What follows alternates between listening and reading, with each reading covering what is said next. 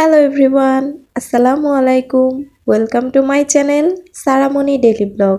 আশা করছি কাছে এবং দূরে, দেশ এবং দেশের বাহিরে যে যেখান থেকে আমার ভিডিওটি দেখছেন সকলেই ভালো আছেন। আলহামদুলিল্লাহ, আমি এবং আমার পরিবারের সবাই বেশ ভালো আছি। তো এখন হচ্ছে সকাল 9:30 বাজে আর আমি আমার আজকের ব্লগটি এখান থেকেই শুরু করছি। তো সকালবেলা সারার বাবাকে খাইয়ে দাইয়ে বিদায় করে দিয়েছি আর আমিও সেই সাথে খেয়ে নিয়েছি। আর এখন হচ্ছে আমার টি টাইম ব্রেক, মানে এক কাপ চা খেতে খেতে একটু রেস্ট নিয়ে নিব, কারণ এক সকালে হচ্ছে অনেক কাজ করে নিতে হয়। আবার যখন সারার বাবা চলে যায় তারপরও অনেকগুলো কাজ থেকে যায়, যে কাজগুলো এখন করে নিব আর সেই সাথে আপনাদের সাথেও একটু গল্পগুজব করব। যদিও আমার ইউটিউব পরিবারটা একেবারেই ছোট, তারপরও যারা শুরু থেকে আমাকে সাপোর্ট করে যাচ্ছেন, শুধুমাত্র তাদের দোয়া এবং ভালোবাসা নিয়েই আমি এগিয়ে যাচ্ছি। আর একটু একটু করে যতটা পারছি ততটা গ্রো করছি। আসলে আমার ইউটিউব চ্যানেলে কিন্তু তেমন একটা ভিউজ হচ্ছে না, আর এর মূল কারণ হচ্ছে আমার চ্যানেলটা ডাউন হয়ে গিয়েছে।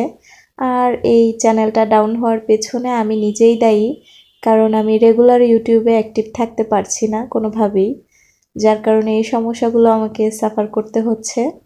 তো আপনারা যারা শুরুতে ইউটিউবিং শুরু করবেন তারা কিন্তু কোনোভাবেই ভিডিও আপলোড করা বন্ধ করে দিবেন না, তাহলে আপনাদেরকেও কিন্তু এরকম সমস্যার মধ্যে পড়তে হতে পারে।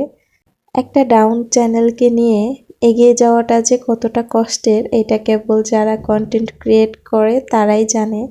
কারণ এই চ্যানেলটাকে না ফেলে দেওয়া যায়, না কোনোভাবে অ্যাকসেপ্ট করা যায়। তো এটা এরকমভাবেই বয়ে নিয়ে যেতে হয়। তো তারপরও হাল তো ছাড়বো না, কারণ শুরু যখন করেছি শেষটা দেখেই ছাড়বো। পরিশ্রম সৌভাগ্যের প্রসূতি, এই কথাটা তো আমরা কম বেশি সকলেই জানি। তো পরিশ্রম করতে থাকি, দেখা যাক কতদূর পর্যন্ত এগোতে পারি। আর বাদবাকিটা আল্লাহ তাআলার ওপর, তার উপর বিশ্বাস রেখেই এগিয়ে যাচ্ছি। আর সেই সাথে আপনাদের ভালোবাসা তো আছেই।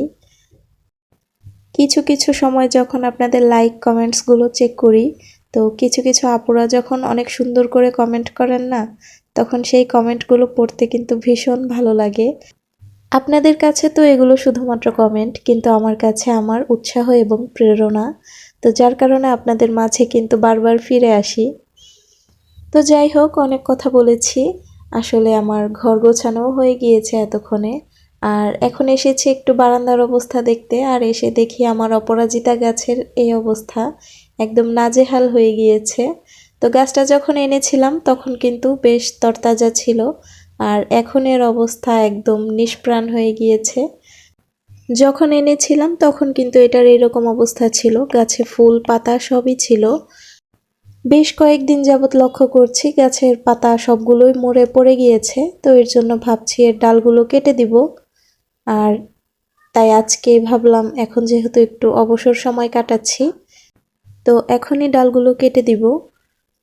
আর ডালগুলো কেটে দেওয়ার পর যে কুশিগুলো গজাবে সেইটার আপডেট কিন্তু পরের ভিডিওতে আপনাদের সাথে শেয়ার করব।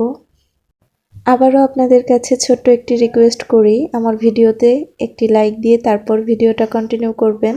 আর আপনি যদি আজকেই আমার চ্যানেলে নতুন হয়ে থাকেন তাহলে চাইলে আমার চ্যানেলটিকে সাবস্ক্রাইব করে রাখতে পারেন। আর কাজটি যারা অলরেডি করে ফেলেছেন তাদেরকে অসংখ্য ধন্যবাদ। আমার অপরাজিতা গাছের ডালগুলো তো কাটা শেষ, আর এই যে দেখতে পাচ্ছেন ছোট ছোট কুশি, যেগুলো একটু বড় হয়েছে এগুলো কিন্তু দেখা যাচ্ছে। আর একদম ছোট যে কুশিগুলো আছে এগুলো ক্যামেরাতে দেখা যাচ্ছে না, কিন্তু এমনিতে খালি চোখে কিন্তু দেখা যাচ্ছে। তো যেই জন্য আমি পাতাগুলো কেটে দিয়েছি, আর তারপর গাছটা আরও বেশি ঝোপালো হয়ে যাবে। আর এখন হচ্ছে আমি আমার মানি প্ল্যান্ট থেকে চারা তৈরি করব।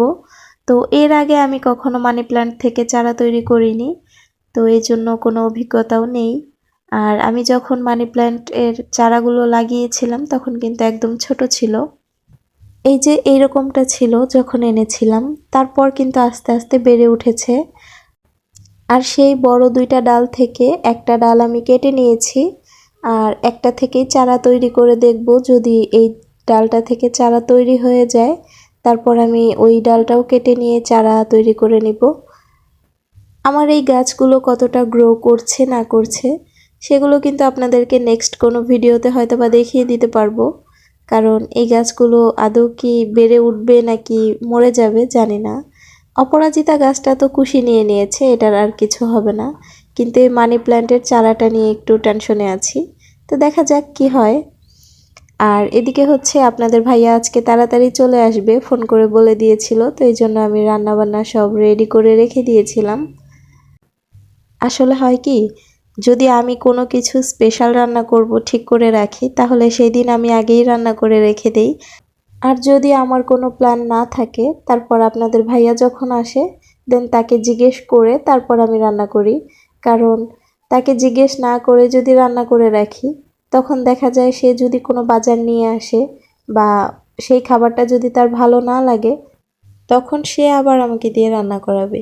এর থেকে ভালো হয় না যদি সে আসে তখন তাকে জিজ্ঞেস করে রান্না করে নিই, তখন সেই খাবারগুলোও নষ্ট হয় না আর আমাকে ডাবল রান্নাও করতে হয় না। সারার বাবা বাইরে থেকে আসার সময় একটা পেঁপে নিয়ে এসেছিল, তো পেঁপেটাকে কেটে নিচ্ছি আর সেই সাথে আপনাদের কাছ থেকেও বিদায় নিয়ে নেওয়ার সময় হয়ে গিয়েছে। দেখা হবে নেক্সট কোনো ব্লগে, সে পর্যন্ত সবাই ভালো থাকুন, সুস্থ থাকুন আর আমাদের জন্যও দোয়া করবেন। আল্লাহ হাফেজ, আসসালামু আলাইকুম।